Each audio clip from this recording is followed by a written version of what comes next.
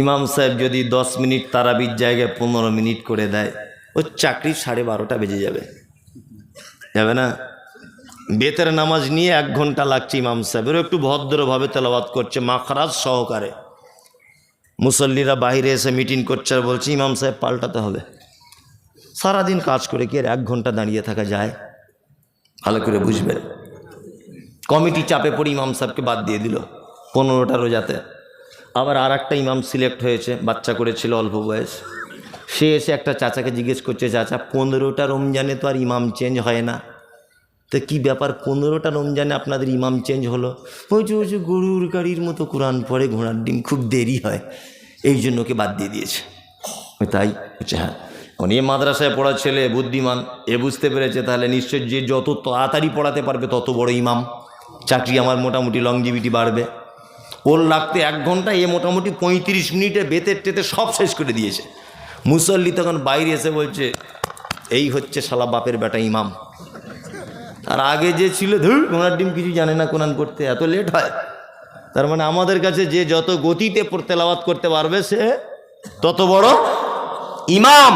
অথচ আল্লাহর ভাষা কি? আল্লাহ বলছেন আয়াতুহু যাদাতুহুম ঈমানা ওয়া আলা রাব্বিহিম ইয়াতাওয়াক্কালুন। মুমিন হলো তারা যাদের সামনে কোরআনের আয়াত তেলাওয়াত করা হবে।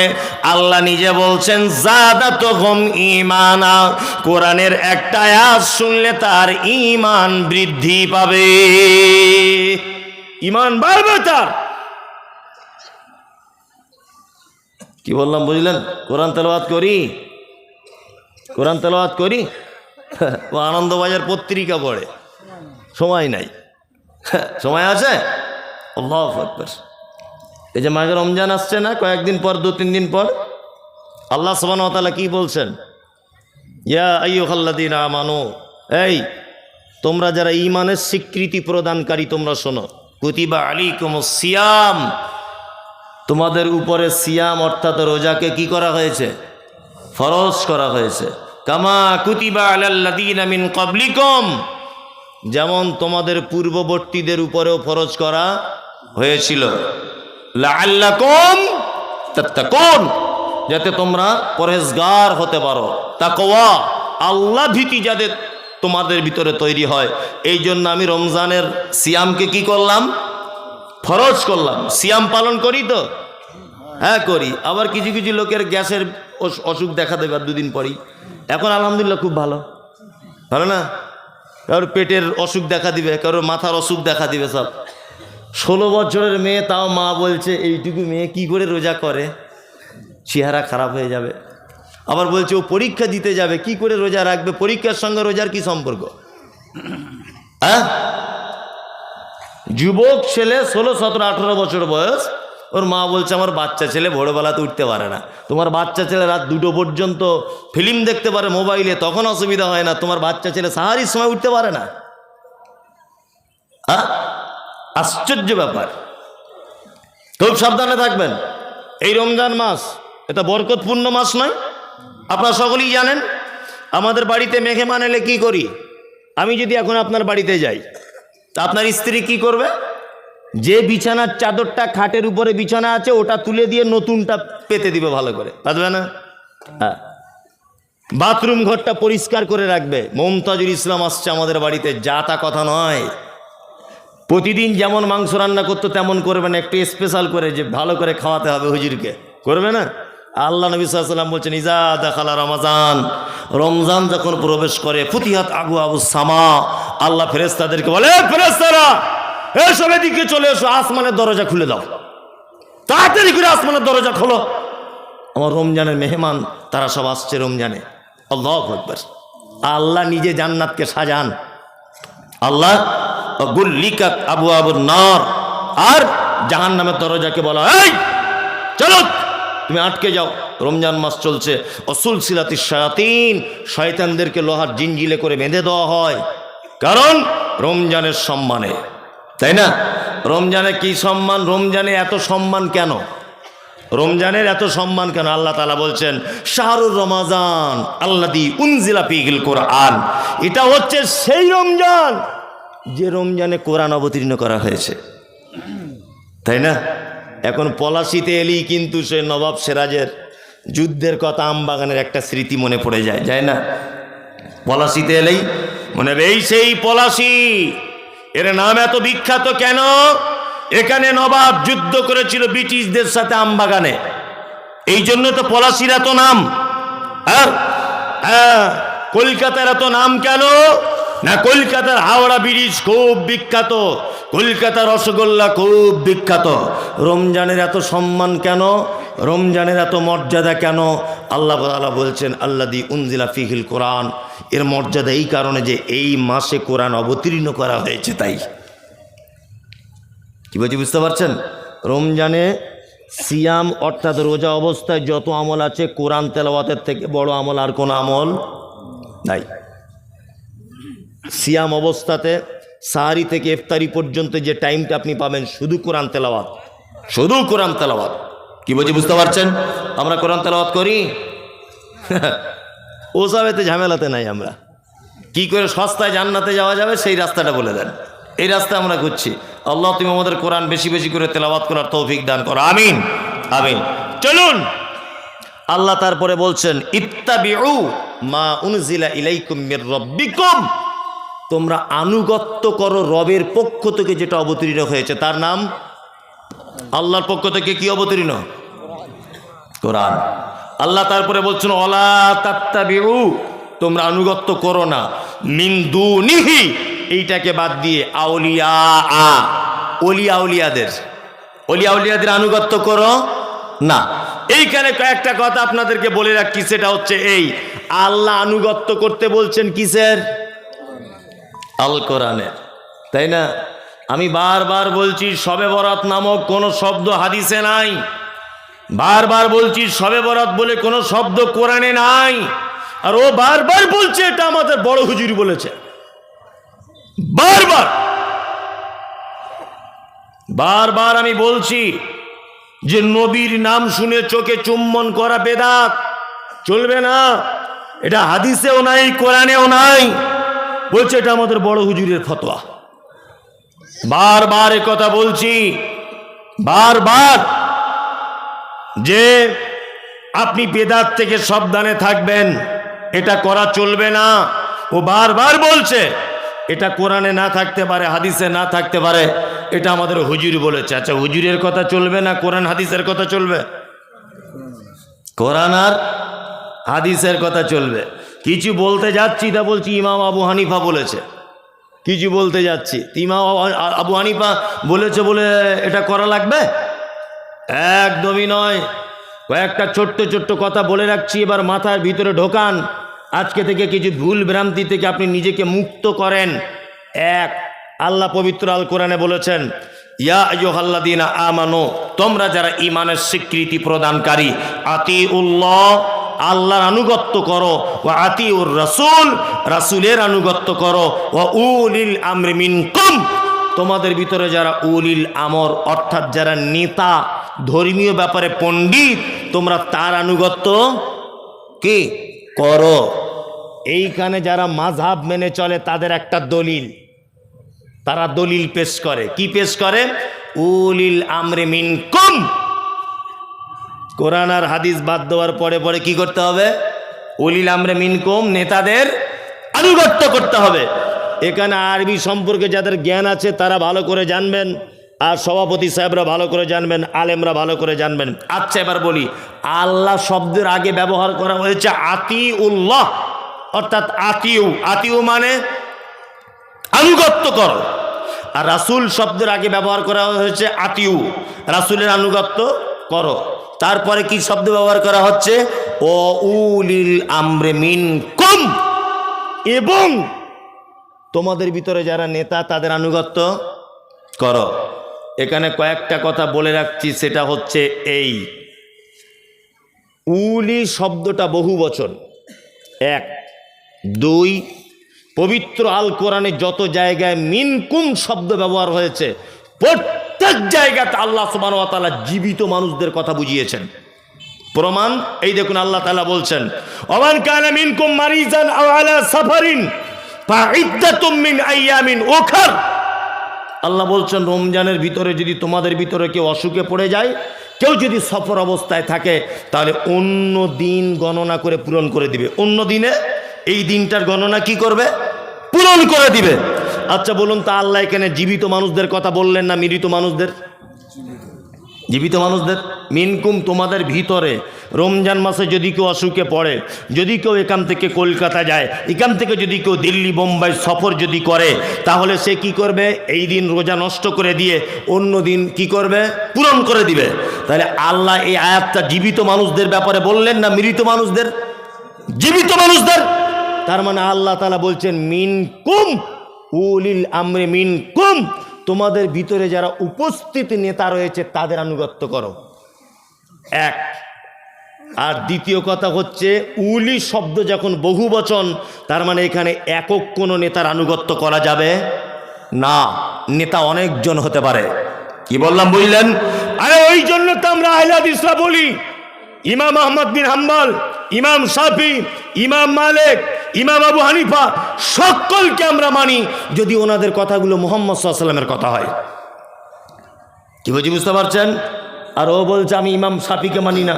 তুমি কোন মাযহাবের? বলছে আমি আবু হানিফা ছাড়া কিছু বুঝি না।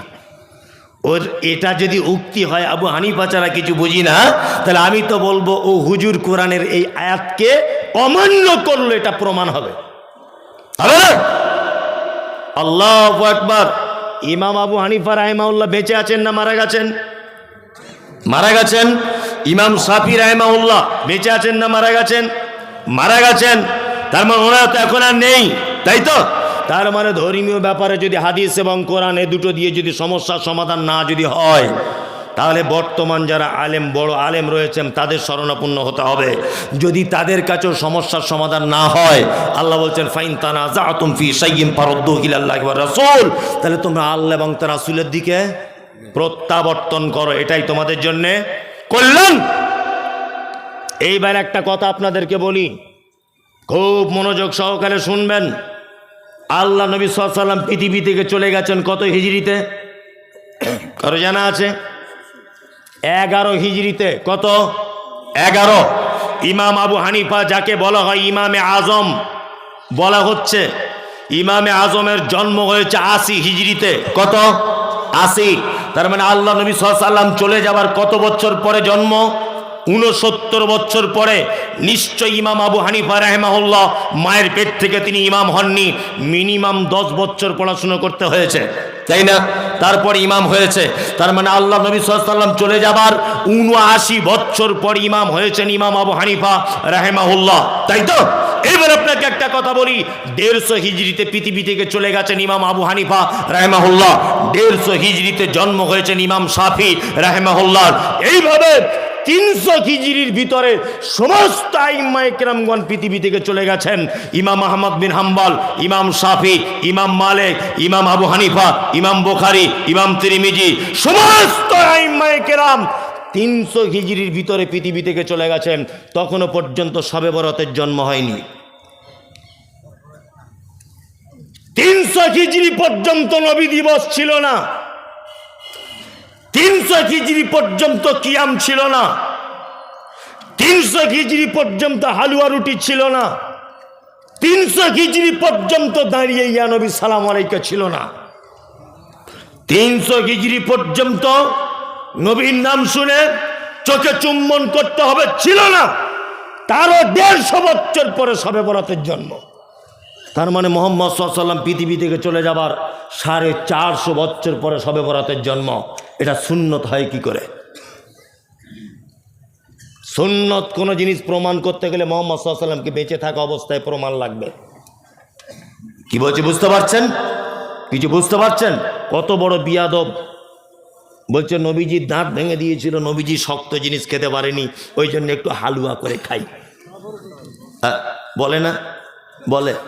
আপনাকে একটা জিনিস বোঝাচ্ছি, আমি শুনে নেন। আমার বেটা যদি এখন বলে যে আমি আমার বাপের বরযাত্রী গিয়েছি, কথাটা কেমন?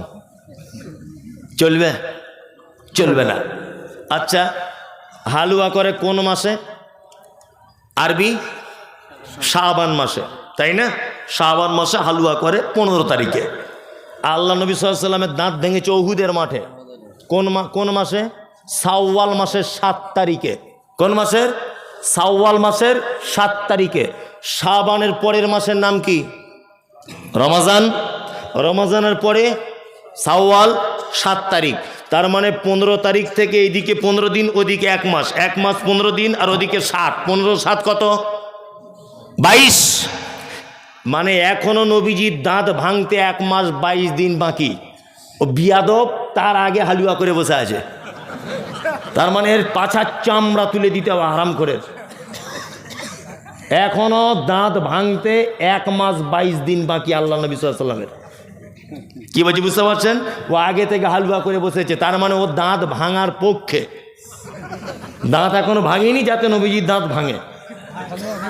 হালুয়া খেয়েই ও সুন্নত পালন করবে। কত বড় হারামখোর! আল্লাহু আকবার। এই দেখুন, আপনাকে আরো মজার কথা বলি, সব গোপন কথা। কি? বাড়িতে মোমবাতি জ্বালাচ্ছে, বলছে বেটা চারিদিকে দিবি, ঘরের সাইডে আছে, সব জায়গায়। বলছে কেন আব্বা? বলছে তোর দাদুর রুহু আজকে আমাদের বাড়িতে ঢুকবে, অন্ধকারে যাতে অসুবিধা না হয়, ধাক্কা টাক্কা না মারে।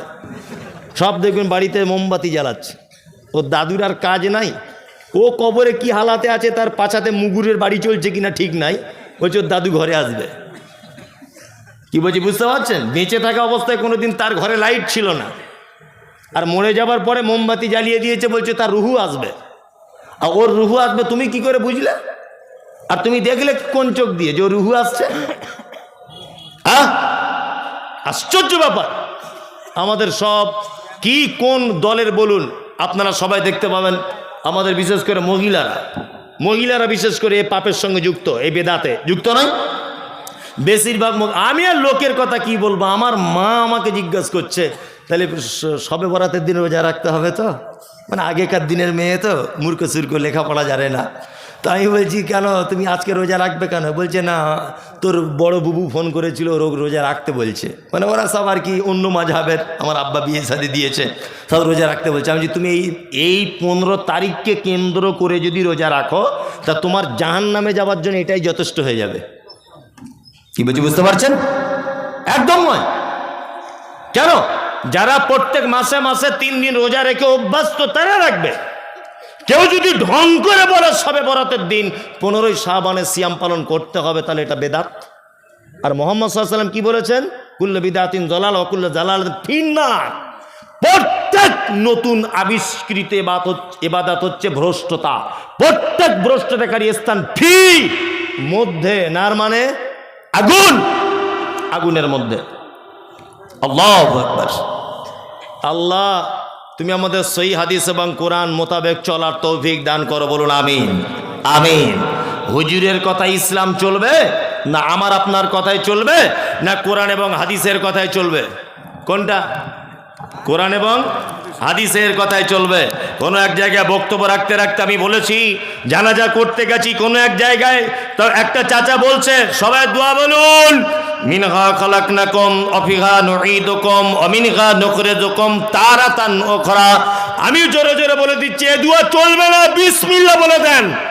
চাচা তখন বলছে মমতাজুল ইসলামের মতো বদমাশ মৌলভী সাহেব জগতে নাই। আচ্ছা কেন চাচা, কি হলো তোমার? তুমি কত দূর লেখাপড়া শিখেছো? কোরআনের আয়াত মিনহা খালাকনাকুম বললে অসুবিধা কোথায়? আল্লাহ চাচা কোরআনে আছে বলে সব জায়গায় যে বলা লাগবে, তুমি এটা বুঝলে কেমন করে? বলছে কোরআনের আয়াত মানে সব জায়গাতে বলা যাবে। তাহলে তোমার বড় বেটার নাম ফেরাউন রাখো, এটা তো ফেরাউন কোরআনে আছে। বলছে ওটা কেমন কেমন হচ্ছে না? যে কেন কেমন কেমন? তোমার বড় বেটার নাম রাখতে পারতে ফেরাউন, ছোট বেটাটার আবুল আহাব রাখতে পারতে। আবুল আহাবের নামও তো কোরআন মাজিদে এসেছে, তাই না? তার মানে বোঝা যায় কোরআন মাজিদে আছে বলেই যে সব জায়গায় বলা যাবে তা নয়। রুকুতে গেলে কি বলি? সুবহান রাব্বিয়াল আজিম। এইটার পরিবর্তে কেউ যদি বলে কুল হুয়াল্লাহু আহাদ আল্লাহুস সামাদ, নামাজ হবে না থাকবে না যাবে? নামাজ বাতিল হয়ে যাবে। কেন? সুবহান রাব্বিয়াল আজিমের থেকে তো কুল হুটা আরো ভালো, ভালো না? কেন নামাজ বাতিল হবে কেন? মানে ওই জায়গাটায় ওইটা সিস্টেম নাই।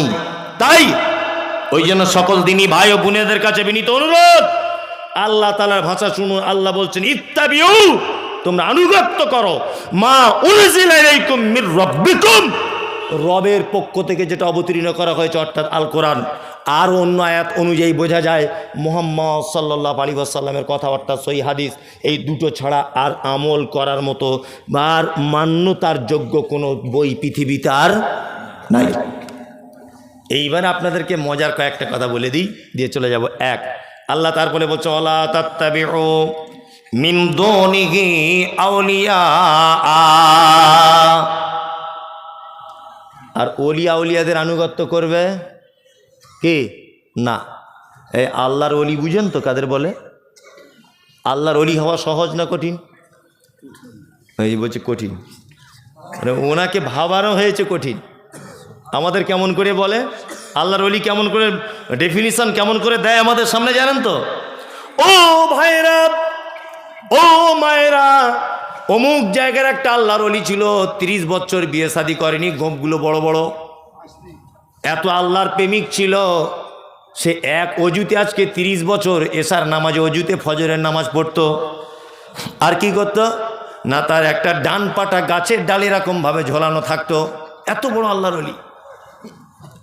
ও বন্ধুরা, আমাদের অমুক জায়গার একটা বড় অলি ছিল, এত বড় আল্লাহর অলি সুন্দরবন বেড়াতে গেছে। নৌকায় করে যখন যাচ্ছে আল্লাহর অলি, তখন একটা বাঘ এসে নৌকাতে ঝাঁপ দিয়ে পড়েছে খাবে বলে। অলি তখন বলছে চাই বিয়াদব কোথাকার, আমি আল্লাহর অলি আর আমাকে খেতে এসেছিস। বাঘ তখন বলছে হুজুর নমস্কার, আপনি যে পীর সাহেব আমি ব্যাপারটা বুঝতে পারিনি। নিয়ে বাঘ চলে গেল জঙ্গলে। এত বড় আল্লাহর অলি ছিল। আল্লাহর অলি জঙ্গলে নদীতে যেতে যেতে দেখছে বাঘ নদীর মাঝখানে এইরকমভাবে হাত জোর করে নৌকার সামনে দাঁড়িয়ে বলছে হুজুর আমাকে ক্ষমা করে দেন, আপনি না ক্ষমা করলে পৃথিবীর কেউ ক্ষমা করবে না। পাবলিক বলছে না রে তকবীর আল্লাহু আকবার। মনে মনে বলছি যে বক্তার পাছার চামড়া তুলে দিতে হবে আর শ্রোতার সব জল বিচ্যুতি লাগিয়ে দিতে হবে। কি বলছি বুঝতে পারছেন না? আরে বাঘ কোনোদিন নদীর সামনে হাত জোর করে দাঁড়াতে পারে? পারে? আল্লাহ, মিথ্যা কথা। আল্লাহর অলি সম্পর্কে আমাদের কেমন ধারণা দেওয়া হয়েছে? আমাদের ধারণা দেওয়া হয়েছে ওলি বাবা, অলি মানে সাংঘাতিক ব্যাপার, বিয়ে শাদী করা যাবে না, মেয়ে ছেলের কাছে থাকা যাবে না, গোপ কাটা যাবে না, মাথায় বড় বড় চুল উকুন থাকতে হবে, এমন গায়ে গন্ধ হতে হবে যেন কেউ সাইডে না টিকতে পারে। এইসব আল্লাহর অলিদের ডেফিনিশন আমাদের কাছে, তাই না? হচ্ছে কি হয় না?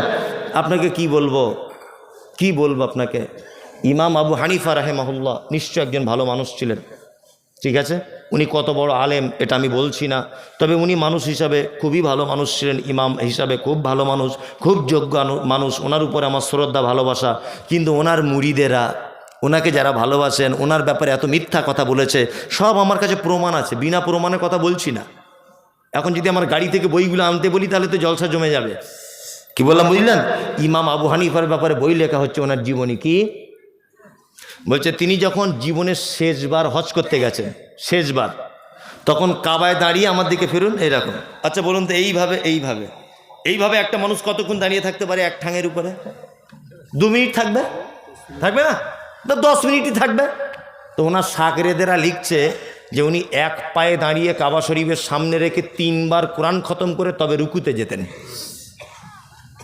আচ্ছা সম্ভব এটা? এক পায়ে দাঁড়িয়ে 3 বার কোরআন খতম করা সম্ভব?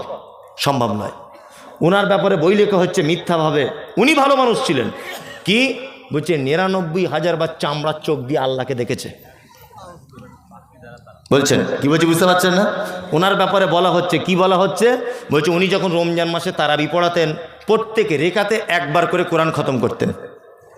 আচ্ছা প্রত্যেক রেখাতে 1 বার কোরআন খতম করলে মিনিমাম তো 1 ঘন্টা তো লাগবেই। আপনি মোবাইলেও যদি শোনেন কতক্ষণ লাগবে? 1 ঘন্টা। তার মানে 1 ঘন্টা যদি 1 রেখাতে লাগে, তা উনি 20 রেখাত পড়েন, 20 ঘন্টা, তাই তো? আর তাহলে সকাল হয়ে যাবে নাকি আর থাকবে রাত? হ্যাঁ, আশ্চর্য ব্যাপার। এইসব ব্যাপার ওনার ব্যাপারে বলা হচ্ছে, আর বলছে না রে তাকবীর আল্লাহু আকবার। মানে বক্তাও মানে যেমন, শ্রোতাও তেমন। আল্লাহর অলি, আপনাদেরকে মজার কথা বলি, আল্লাহর অলি হওয়া পৃথিবীতে যত কাজ আছে সব থেকে সহজ।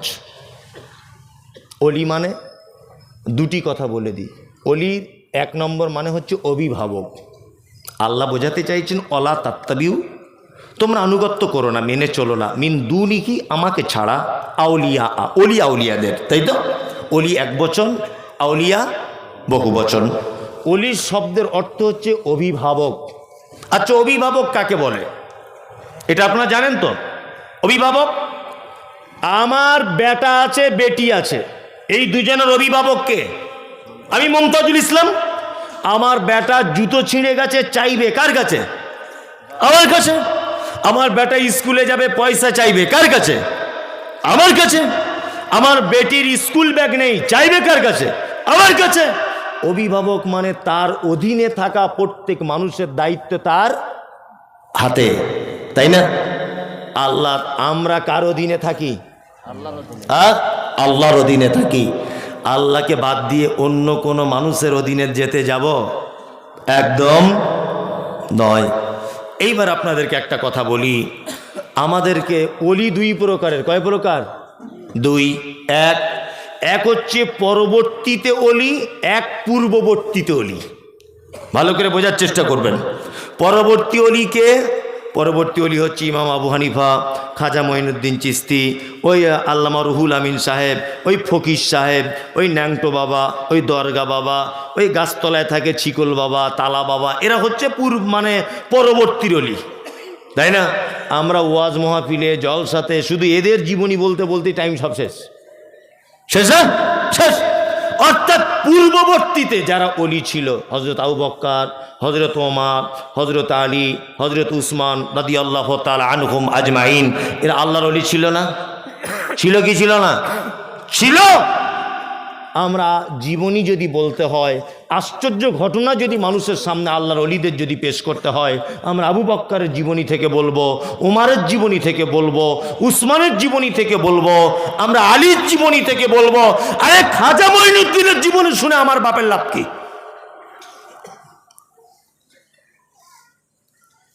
ফুরফুরা শরীফের পীর সাহেব দাদা হুজুর, ওনার জীবনী শুনে আমার লাভ কি? ইমাম আবু হানিফার জীবনী শুনে আমার লাভ কি? কোনো লাভ নেই। 3 ঘন্টা ধরে বক্তব্য রাখছে শুধুমাত্র খাজা মঈনুদ্দিন চিশতি জীবনী দিয়ে। কে বলেছে বক্তব্য রাখতে খাজা মঈনুদ্দিন চিশতির জীবনী দিয়ে? এই জীবনী শুনলে কোনো নেকি হবে? 10 পয়সা নেকি নেই। পৃথিবীতে 4 শ্রেণীর মানুষ আল্লাহ তাআলার পক্ষ থেকে প্রাইজ প্রাপ্ত। 1, আনা আমাল্লাহু মিনান নাবিয়্যিনা ওয়াস সিদ্দিকিনা ওয়াশ শুহাদাই ওয়াস সালিহিন। 1 নবীগণ, 2 সাহাবায়ে কিরামগণ, 3 শহীদগণ, 4 সালিহিন সৎ কর্মপরায়ণ যারা, তারা। এই 4 শ্রেণীর মানুষ ছাড়া তৃতীয় কোনো ব্যক্তির আর গল্প শোনা যাবে না। চলুন, আল্লাহর অলি মানে আশ্চর্য ঘটনা, আমরা যেটা জানি, তাই না? জি, সাহাবীদের জীবনে আশ্চর্য ঘটনা ঘটেনি? ঘটেছে। আপনাকে চমৎকার চমৎকার কয়েকটা ঘটনা বলি, মরা মানুষের মতো আপনি বসুন। 1, হযরত আবু হুরায়রার নাম শুনেছেন? শুনেছেন। আল্লাহ নবী সাল্লাল্লাহু আলাইহি ওয়াসাল্লামের সাথে পেয়েছিলেন মাত্র 3 বছর। কত বছর? 3 বছর। সব থেকে বেশি হাদিস বর্ণনা করেছেন কে? আবু হুরায়রা, তাই না? হাদিসের পাতা উল্টালে আনাবি হুরায়রাতা, আনাবি হুরায়রাতা, আনাবি হুরায়রাতা, সব জায়গাতে। আর মহিলাদের মধ্যে আনা আয়েশাতা রাদিয়াল্লাহু তাআলা আনহা, আনা আয়েশাতা রাদিয়াল্লাহু তাআলা আনহা। মহিলা সাহাবিয়াতদের ভিতরে আয়েশা, আর পুরুষদের ভিতরে আবু হুরায়রা অধিক হাদিস বর্ণনা করেছেন, তাই তো? চমৎকার ঘটনা, আপনার গায়ের লোম খাড়া হয়ে যাবে শুনলে। হযরত আবু হুরায়রা বলছেন, আমি নতুন ইসলাম কবুল করলাম, নতুন ইসলাম কবুল করলাম। আসহাবে সুফফাতে বসবাস করতাম। কোথায়? আসহাবে সুফফাতে। আসহাবে সুফফাদের খাওয়া দাওয়া কিছু থাকতো না। অন্যান্য সাহাবীরা হাদিয়া দিলে খেতেন, না তো চুপচাপ মেরে বসে থাকতেন। তো হযরত আবু হুরায়রা বলছেন, এত খিদা লেগেছে একদিন, আর থাকতে পারলাম না। আল্লাহ নবী সাল্লাল্লাহু আলাইহি ওয়াসাল্লাম মেম্বারে যেখানে খুতবা দিতেন, ওখানে পেটের সাথে এরকম পেট লাগিয়ে চুপচাপ মেরে বসে আছেন। কে? আবু হুরায়রা। উনি ভাবছেন যে এখানে বসে দেখো তার কাজ নাই, খাওয়া দাওয়া পাবো না, একটু রাস্তার দিকে যাই। আবু হুরায়রা রাস্তার দিকে বার হলেন। বার হয়ে রাস্তাতে বসে আছেন। মনে মনে ভাবছেন কোনো মানুষের কাছে তো ডাইরেক্ট খাবার চাওয়া যাবে না, নবী সাহাবী বলে কথা, ডাইরেক্ট চাওয়া যাবে যাবে না। হযরত আবু হুরায়রা মনে মনে ভাবছেন যে কোনো একটা কৌশলে কিছু চাইতে হবে। রাস্তা দিয়ে আসছেন কে? হযরত ওমর। তা আবু হুরায়রা বলছেন, ওমর ভাই কোরআনের এই আয়াতটা সম্পর্কে একটু বলে দেন তো। আবু হুরায়রা ভাবছেন আমি ক্ষুধার্ত, একদিন দুদিন খাওয়া হয় না, এরকম মানুষকে চোখ মুখ দেখলে একটু বোঝা যায় না যাবে। ওমর বিচক্ষণ মানুষ, হয়তো আমার দিকে দেখলে বুঝতে পারবে যে ক্ষুধার্ত। হযরত ওমর কি করলেন, আবু হুরায়রার দিকে তাকালেন, কোরআনের আয়াতটা বললেন, চলে গেলেন। আবু হুরায়রা মনে মনে ভাবছেন তাহলে চালাকি আর কাজ হলো না, চালাকি আর কাজ হলো না। দ্বিতীয়বার আসছেন কে? আবু বকর সিদ্দিক রাদিয়াল্লাহু তাআলা আনহু, তিনি আসছেন। হযরত আবু হুরায়রা একই ঘটনা, আবু বকরও বুঝতে পারলেন না, চলে গেলেন। তৃতীয়বারে এসছেন কে? বিশ্ব নবী জানাবে রাসূলুল্লাহ সাল্লাল্লাহু আলাইহি ওয়াসাল্লাম এলেন। আসার পরে আবু হুরায়রার দিকে তাকিয়ে মুচকে হেসে বলছেন, আবু হুরায়রা কি খবর? কি খবর? খিদে পেয়েছো তাই তো, চলো আমার সাথে চলো। আবু হুরায়রা নিজে বর্ণনা করছেন, আল্লাহ রসুল হাঁটছেন, আমি আল্লাহ রসুলের পিছনে পিছনে হাঁটছি। আল্লাহ রসুল বাড়ির ভিতরে চলে গেলেন, যাওয়ার পরে আমার জন্য বলছেন, আবু হুরায়রা আরে বরকতের খাবার হাদিয়া চলে এসেছে আজকে। আল্লাহু আকবার। কি? এক পেয়ালা দুধ। আবু হুরায়রা মনে মনে ভাবছে এক পেয়ালা দুধে তো আমার পেটের এক কোনায় পড়ে থাকবে। আল্লাহ নবী বলছেন, আবু হুরায়রা এক কাজ করো, আসহাবে সুফফাতে যতজন সাহাবী আছে সব সাহাবীকে ডেকানো যাও। আবু হুরায়রা তো মন আরো খারাপ, এক পেয়ালা দুধ, আল্লাহ রাসূল আবার আমাকে না দিয়ে আবার অন্যান্য সাহাবীদেরকে ডাকতে বলছেন, এ কেমন কথা? কি বললাম বুঝলেন? কেউ কেউ মত প্রকাশ করেছে যে আসহাবে সুফফাতে তখনকার দিনে প্রায় 150 জনের কাছাকাছি সাহাবী ছিল, তবে এ মত সঠিক নয়। কি বললাম বুঝলেন? 150 জনের কাছাকাছি, 150 জন বাদ দেন, 50 জন ধরুন সাহাবী। নবীজি বলেছেন আবু হুরায়রা তো দেরি করতে পারছেন না, চট জলদি চলে গেলেন, আসহাবে সুফফা সব সাহাবীকে আনলেন। আল্লাহ নবী সাল্লাল্লাহু আলাইহি ওয়াসাল্লাম আসহাবে সুফফা সাহাবীদেরকে আনলেন বাড়িতে ডেকে, আর পেয়ালাটা আবু হুরায়রাকে দিয়ে বললেন সবাইকে একবার একবার করে পান করতে বলো।